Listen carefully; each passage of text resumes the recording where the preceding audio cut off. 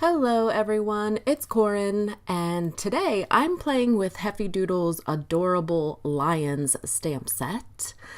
And we're going to play with this Lawn Fawn Really Rainbow 6x6 paper pack. I love this paper. If you buy this paper pack, you have to get two because I'm totally regretting not getting two. I'm using this Your Next Stamp stitched rectangle die to cut down this piece of pattern paper. And I'm using a Neat and Tangled Classic Tag 1 die to cut down some paper tray ink vellum. I want this to sit behind my image. So I'm just trying to get oriented and see what image I'm going to use for the card. And I'm going to stamp right on the vellum, "You're great." First, I have to prep it with my EK6S powder tool. And then I'm going to stamp with my Versamark ink. Plenty. I'm an over inker. Then I'm using the Hero Arts Ultrafine White Embossing Powder to white emboss "You're great." Makes me think of cereal every time. And I have this stash of black cardstock that I just stick to my wall with a magnet, and I was playing around with some shimmer spritz by Hero Arts, and that's why it's glimmery. So I'm going to stamp "Congratulations" on the black piece of paper. I'm going to prep it first because I will make a mess with the powder, the embossing powder. Stamp it with Versamark, and then also white heat emboss it with the Hero Arts Ultrafine White Embossing Powder. I have that heat tool heating up the whole time I'm embossing something. That way when I bring it to my paper, it's super hot and ready to go. And then I have this dusting cloth that I just keep around to wipe off any of that stray baby powder from the EK6S powder tool. I'm using the Strips of Ease die, the smallest of the non-stitched variety, to cut out the congratulations. And you can see through the non-stitched type. And for me, that's easier to use. I do like the stitching, but sometimes I don't make very straight cuts. So if I've already stamped the image, I have to see through it. So I'm stamping the one of the lions and a balloon string in Memento Tuxedo black ink on Neenah 110-pound cardstock because we're going to do some Copic coloring. Oh yeah, it looks good. So, but I've forgotten that I wanted to use this exclamation mark. And if you try to use that little exclamation mark in your MISTI, you're going to have a heck of a time. So I just broke out one of my acrylic blocks. You know, I'm doing it old school. And I'm just going straight to the paper with my Versamark ink. And I'm going to white heat emboss this exclamation mark to go along with my sentiment. And because my heat tool's super hot, it only takes a second to heat it up. So I'm playing with some Copic markers. This is nothing hard. This is super simple, guys. When you go to Copic color something, do not feel anxious. Do not feel scared.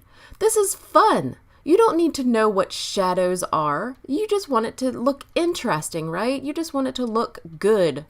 So I'm just taking several varieties of lion-like colors, and I'm coloring the hair. And it looks interesting, and I think it looks good.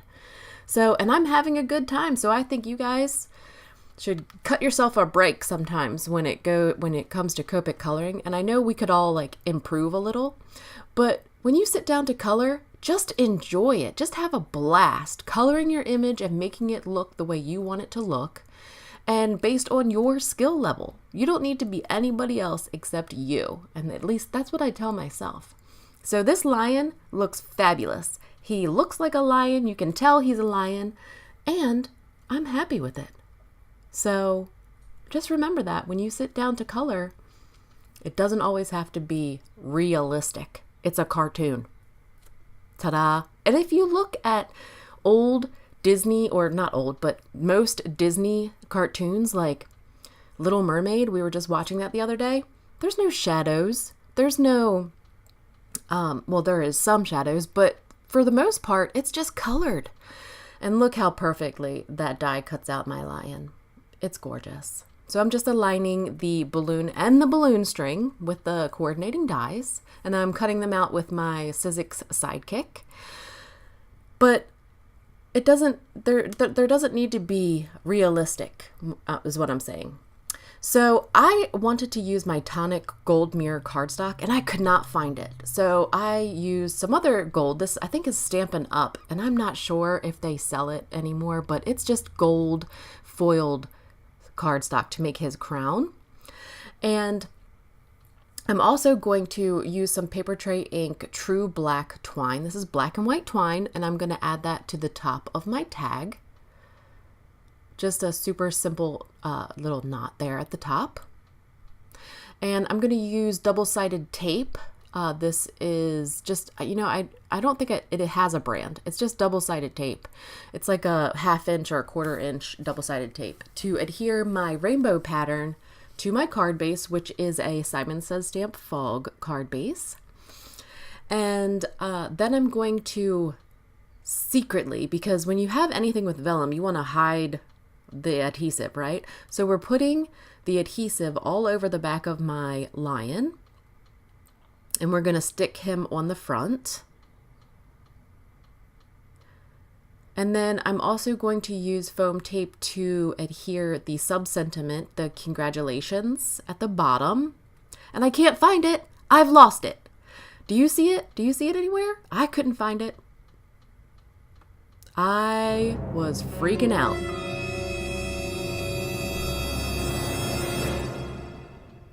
Don't worry, I found it. It was on the floor. It was on the floor. I found it. So I'm going to use double-sided foam tape to pop it up and use liquid adhesive. This is Ranger Multimedia Matte to stick on his crown. I think his crown looks fabulous. And then I'm going to use the same foam tape behind the lion where he was stuck down so you can't see it. Okay, so this is going to adhere the vellum piece. So it's double foam tape.